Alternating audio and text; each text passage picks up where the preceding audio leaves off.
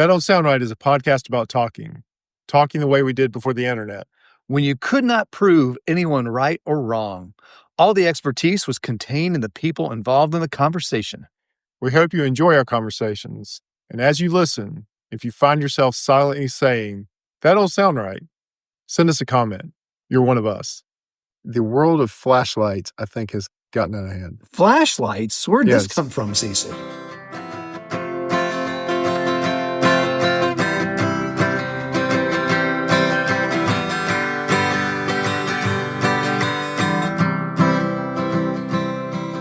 Welcome back to another episode of That Don't Sound Right, a podcast about talking. We're your co-hosts. I'm Peter Billin. I'm Cecil Davis. And we're trying to have a conversation without Googling or fact-checking things online. That can so easily kill the conversation. You did use AI this week, though, to find out how we can get our show on National Public Radio, right? I did. I wanted to see, because one of our listeners, Kelly, he pointed out that our local public radio station, WFDD, has a theme this year. It's called Carolina Curious. Yeah, they are. And I think they interview people around the state that are doing things. They should interview us. Well, I think we should be part of their programming is what I think, right? Because we're the original Keep Talking, Stay Curious. Yes. And they actually came up with something that had a very similar slogan to ours one time. So Kelly said the slogan is "Stay Curious." Oh, is it? It is "Stay Curious." Yeah. Well, they haven't been doing it for 4 years, so I think we preceded them. Hey, look, my opinion is let them have their run for this year, okay? But when the year is up and they have to change their theme, they can change their theme. But we can be the spinoff. It's my thinking that public radio is always in need of funding. Right. And what better way to counter the need of funding is just to give them free content. And we've got some free content. And so we can fill a 30-minute time slot in their programming. Absolutely. Every week. And we could do it for 3 years right now. They could just take our past episodes and load them up. Right. That's right. We could actually take our past episodes and just redo them on radio. Exactly. I mean, I think that's why we would do that. All right. Well, this is kind of a conglomeration of some past issues that we've talked about, but it's come up again this week. All right. And I want to see what you think about it. We've talked about the extremification of everything. Yeah. You know, in other words, extreme sports. Right. So, everything is leveled up. I mean, if you just want to go out for a bike ride, you got to have clip-in shoes. Right. You got to have in the biking shorts. You have to have the jersey. The helmet. Just to go for a bike ride. Even like stalwarts of the outdoors, like Outside Magazine, it's not just the backpacking anymore. It's like extreme backpacking in the Patagonia region of, it can't just be a walk in the woods anymore. Right. Everything's been made extreme. Or if you want, you have to make it extreme. If you're just going to take a walk in the woods, you have to do it with almost no gear and barefoot. Right? You got to do something. You got to take it to the next level. And I've even fallen prey to it with the Country Mile. I mean, we're suiting up for the Country Mile here in a few weeks. So when does that occur? It's in April. And tell our listeners. It's a 100-mile race. Some of our new listeners, what is the Country Mile? The Country Mile is a 100-mile race. And again, you start off with short races and then eventually your ultra marathons and so this is a 100-mile race. In that vein, the world of flashlights, I think, has gotten out of hand. Flashlights? Where'd this come from, Cecil? Well, I just saw a flashlight again this week, and I've seen this for years now. You can't just have a good old Rayovac silver flashlight anymore that's using 2 D cells and giving off a pitiful amount of light. Right, and usually it only works 50% of the time. And you're banging it against something the other 50% of the time, trying to make it work. Right. Now that's a flashlight. That's the one you grew up with. That's the one I grew up with. That's the one you grew up with. That's right. And then that's the one that I don't need flashlights anymore. Why? Because of that? Yeah. I mean, I felt like I always had flashlights. I had all kinds of flashlights. I did too. And these days, I can think of maybe one I have left. I still keep a flashlight. And I don't even use it. I keep a flashlight. I got a flashlight. It's one of those Maglite 3D cells that you could use as a billy club, and I converted it over to an LED light. Did you? Yeah. So the batteries. Well, it's interesting that you bring that up, the Maglite. Yeah. Because the Maglite in my lifetime was when I remember flashlights. That was the first move away from the good old flashlight of our youth. The plastic one. Or even the metal ones, like the Rayovacs, the silver. Yeah. I still have my granddaddy's silver, like Rayovac flashlight. Do you remember the flashlight before that? The kind of the classic. No. It was the one that used the big 6-volt. Oh yeah, the square battery. Yeah, had a big old handle. Yes. Yeah. 6-inch reflector. Yeah. You turned it on. Right. And after about 7 minutes, it died. The battery ran was down. dead. And then you're looking all over the town for another 6-volt battery. Square battery. So there's this shift that started with the Maglite. Yeah. And like everybody started getting the Maglite. They were expensive when they came out. They were made out of aircraft aluminum. Should I go get mine? But and so everybody, that was the big shift away. And they were bright. Oh yeah. And you could focus the light. Yeah. That was great. They're waterproof. At that they were waterproof. You can make a candle out of them. If you remember that, you could turn the base over and make it like an illuminated tent. And they had all kinds of different sizes. They did. They had different lenses you could put in them. That was as far as we needed to go with flashlight technology.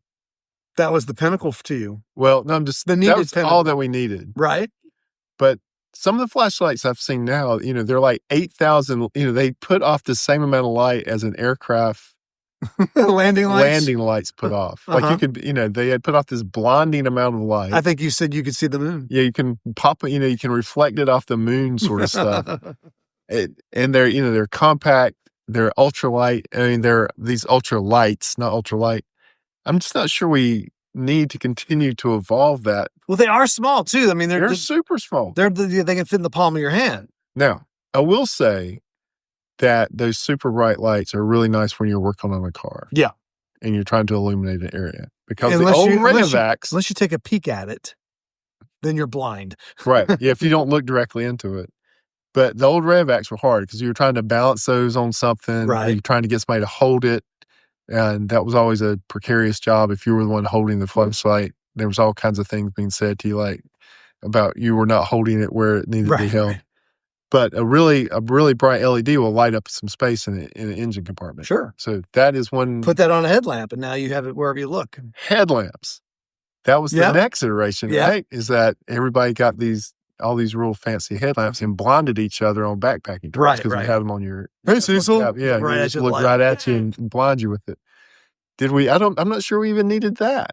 But again, it's handy to have a headlamp, and now they've got them.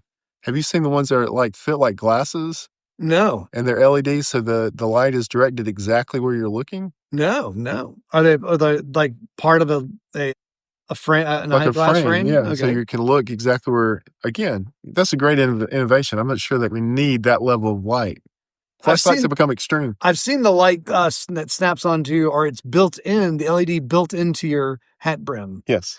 Maybe that's what our next iteration of that don't sound right. Well, hat merchandise needs to be. I got one, and it's a really bright light that snaps onto your brim, and if you wave your hand in front of it, it will cut off. That's perfect. It's not, because every time I move my head under the car, working on it, it cuts off. So I'm constantly cutting it back on, cutting it off, or it'll come back on, and then I guess a motion activated light on the head that moves all around is probably not a good idea. Yeah. Right. So I'm all for everything up to the Maglite, but beyond that, we have really kind of. It's just like with headlights. We talked about that on the show cars, too. Car headlights, they've gotten too bright. They've gotten too bright. Flashlights, we've gone past where we needed to go. We have our reach has exceeded our grasp on this. Now, how many of these bright lights have you really seen in the wild? I've only seen a handful of them.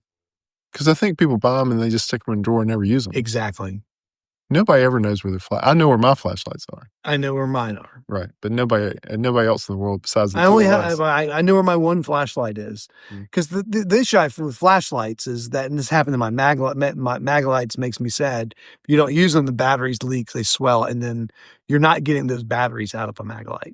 Once they fuse themselves to the aircraft aluminum, they're not. You're throwing the mag light away. Yeah. And so I got sick of throwing batteries and flashlights away. So now I just keep the one. I've got one really good one. Yeah. That I keep where I know is, and then I have a box of lesser ones. The little handheld clickers with the LEDs. Handheld clickers, yeah. And then I have my old trusty Rayovac too. And you got the Rayovac. Yeah, I've got. So I keep a good flashlight, but I can't. I do have one extreme flashlight.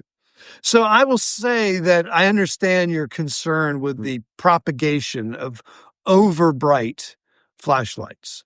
This falls in line with a theme that you have, that we're over iced, we're over watered, and now, Cecil, you were saying we are overlit. Yeah, and so I'll tell you two stories. One story's been on here before when we were going back to the country mile. So just for everyone, there's an episode about ice where Cecil says we have way too much ice, and then we have another episode. Don't we have an episode where we're drinking too much water? Did we do that? I can't remember if we did that. Yeah, but we're definitely over iced, over watered, and now we're overlit. But you're on the country mile. So we talked a little bit about this. Those of us me and my brother, my cousins, we would walk at night on the country mile without flashlights. Oh yeah. So explain this race. The country mile race. Because I think of a race you should be running. Well, that's true. So you're trying to do 100 miles in 48 hours. That's why you're not. And so running. whether you're 100 miles is a long way. Running, walking, crawling, however you can do it, without being motorized. But at some point, you're walking in the dark, and we would walk without flashlights. And other groups would be like, "What are you guys doing?" But none of us used flashlights because we grew up not using flashlights. Right. My dad used to work with organizations like Boy Scouts, but it was with the Baptist Church. And his thing that he would do on camp out is a night hike where you didn't use flashlights. Fun. Yeah, it was a lot of fun. The kids always looked forward to that. That's how I grew up, walking in the woods without a flashlight. Yeah, yeah. And now we have all these, if you go out on a walk like that, and these people have these super bright lights, it just floods the... When you go for a walk around your neighborhood, do you have a flashlight? No. Yeah.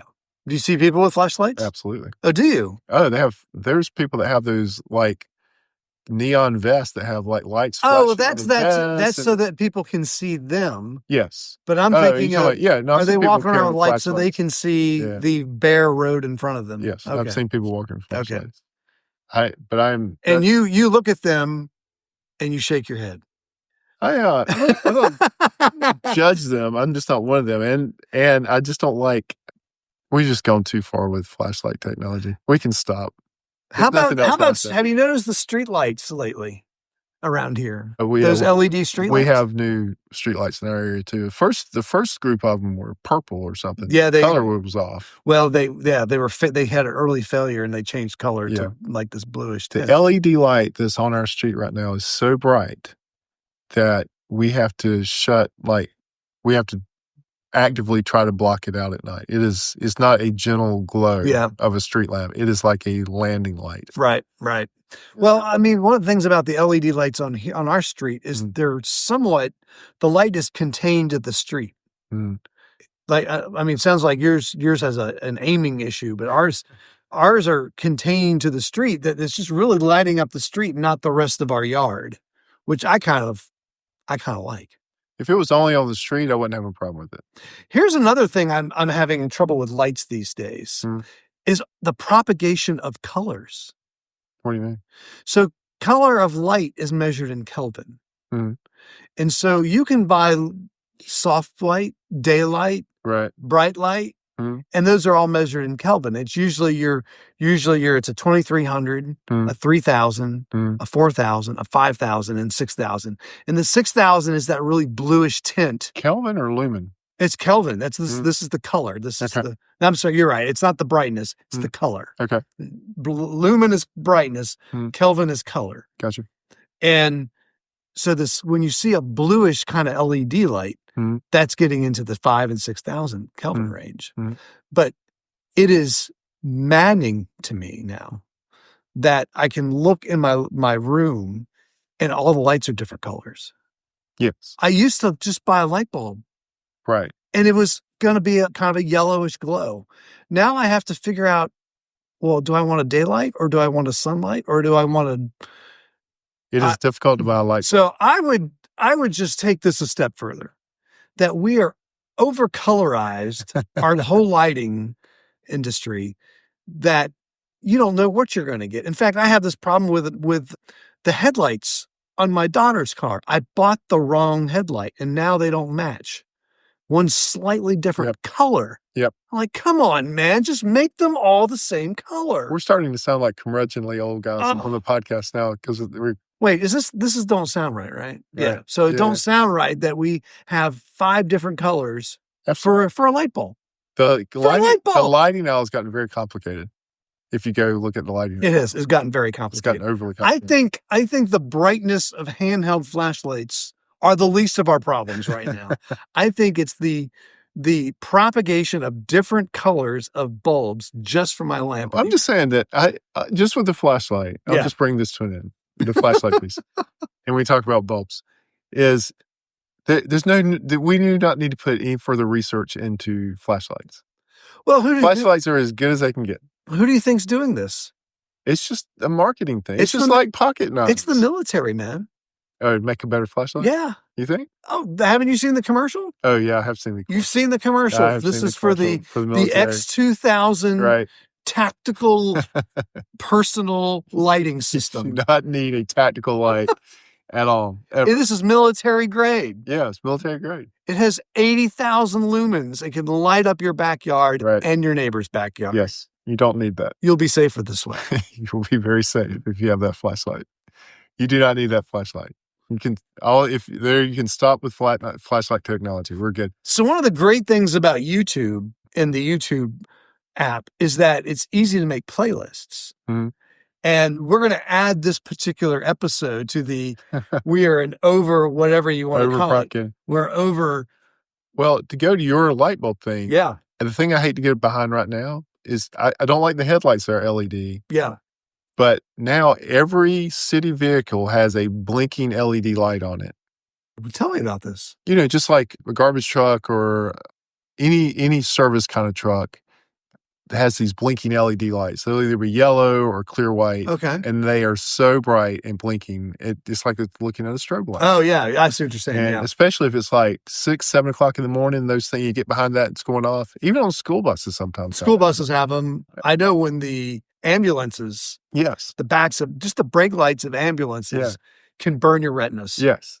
It's just gotten, again, we've gone like a bridge too far with our light technology. You just need to back it up just a little bit. I can get LED headlights for the 61 Ranchero. Yeah, I know you can, and I wouldn't do it. I would absolutely not do it. It would be terrible. But you can get LED lights for these old cars. I mean, don't get me wrong. My car has LED headlights, and I love that bright. So it's probably running about 5,000 Kelvin. It's a really bright white light.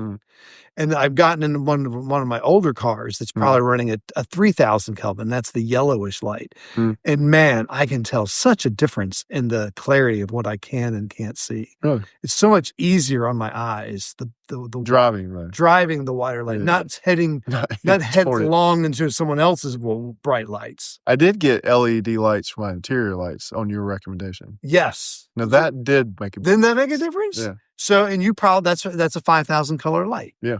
That was a big difference. Yeah. That was that. Yeah. There's some applications for it. There are some applications, but we can stop with the flashlights. Let's stop with the flashlights. Let's keep our 3,000 color, 3,000K interior lights and just be done with it. Now, the one thing I do think is great about LED lights. Yeah. We were demonstrating this earlier here in the studio, is before, if you wanted a really bright light, you got the halogen light. Right. It was like a little frame, a little housing around it, and it put out about 10,000 degrees of heat. It would burn you. Bugs you'd evaporate as they flew by it, and you would get sunburned if you had it too close to you. So when you're out working on your car with one of these things, one, you had to be very careful that you didn't, if you were laying under the car, that you didn't bump your leg against the you would get a halogen burn. light. You get a burn. You didn't want it near any volatile sprays, oils, gasoline. And so they have become a lot safer when you don't have to use those super hot halogen lights. The other thing I appreciate about the LED lights is they use so much less power. Yeah. So you were talking about the mag light. So I converted my mag light over to an LED bulb. And you've only probably bought one. Oh, yeah, I've never had to replace the bulb. And the other thing is the batteries last so much longer because the draw on the batteries is so. Usually the battery leaks and destroys the flashlight before the batteries ever die. Do you still have one of the halogen lights, one of the hot halogen lights? No, my last one just died, and that's why I bought this new LED one. Yeah, I've still got one that's still moving along. No, I just kept on going through these bulbs. Yeah, the bulbs go through, but they were bright, and they did have one added side effect that was nice. If you're working on your car on a cold night, oh yeah, it would keep you at least a little warm. Oh yeah, it would warm up my garage. Oh, yeah. I'd crank it on. I'd turn the light on about 10 minutes before I was going to get 15 minutes before I go in there just to kind of get the chill off the air. All right. So I've gotten my complaints out now about flashlights. Well, this has been the airing of grievances episode. We can add that to our overwatered, over-iced, and now overlit society. We need to stop, man, with some of this stuff. We don't need it. We can just stop with there's certain things we just say we've gone far enough with. All right. That don't sound right. Okay, it didn't sound right, but I think we have come to the end of that don't sound right. Hey, before we close, we want to thank everyone for listening. If this is your first time and enjoyed the conversation, would you consider hitting the subscribe button on the platform you listen with? Also, if you're that long-time listener, give us a rating, leave us a review so others can easily find us and join the conversation. All right, That Don't Sound Right is a production of TSR Podcasts in conjunction with Campbell City Studios. I am your co-host and sound engineer. Peter is your other host and web designer. And please go take a look at the website and check us out on YouTube Podcast now. There's some good artwork on there. Camilla's our barista. Emily does our graphic design. Ella does our Instagram. Georgia tests our merchandise. Brent is our international brand ambassador. And as always, listener number one is Scott. So until next week, keep talking. And stay curious.